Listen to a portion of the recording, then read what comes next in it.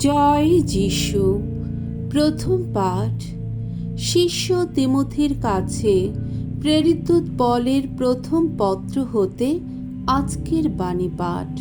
3 অধ্যায় 14 থেকে 16তম পদ।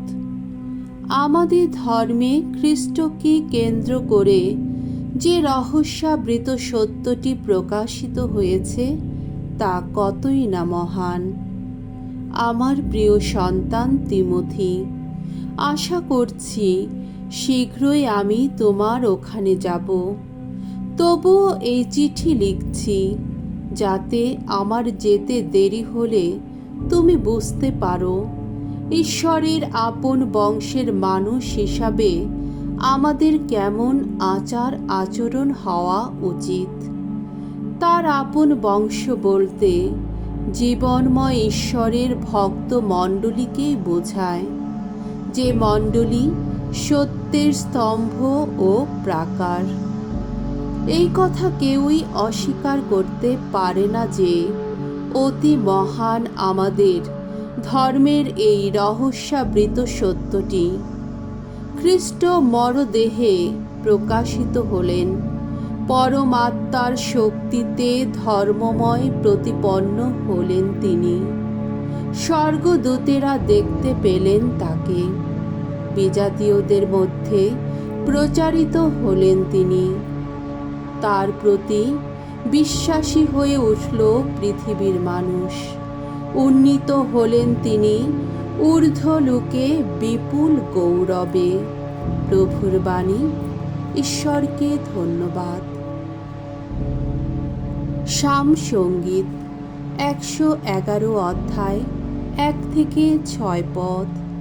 ধো, প্রভুর সকল কাজ, আহা মহান, কতই মহান। সত্যনিষ্ঠ যত মানুষের আসরে এবং মহাসভার মাঝে মনে প্রাণে গাইব আমি ভগবানের গুণগান। আহা, ভগবানের সকল কাজ কতই না মহান। সে কাজ দেখে যারা বিমুগ্ধ হয় তার মর্ম ভাবতেই থাকে তারা। তিনি যা করেন তা কত গৌরবময়, মহিমময়। তিনি তো ধর্মময় চিরকালেরই মতো।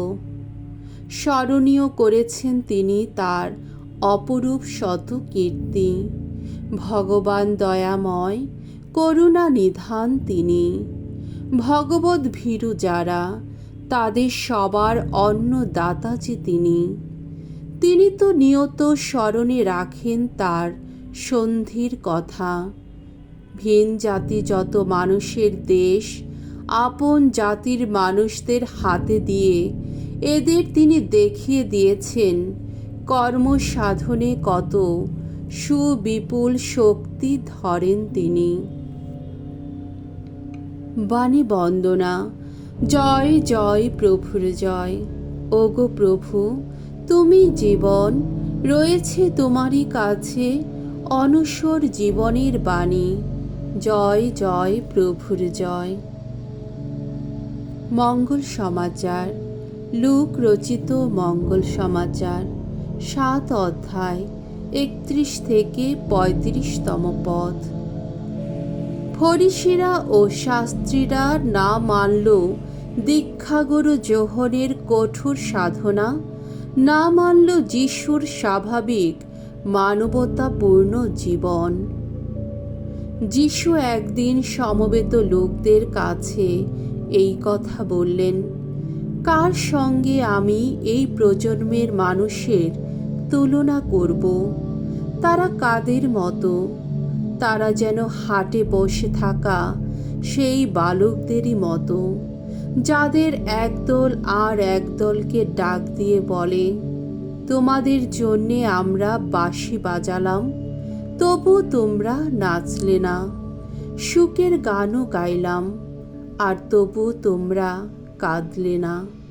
তার মানে দীক্ষাগুরু যোহন এলেন, তিনি না খেলেন রুটি, না ছুলেন সুরা, আর তোমরা কিনা বললে ওকে একটা অপদূতে পেয়েছে।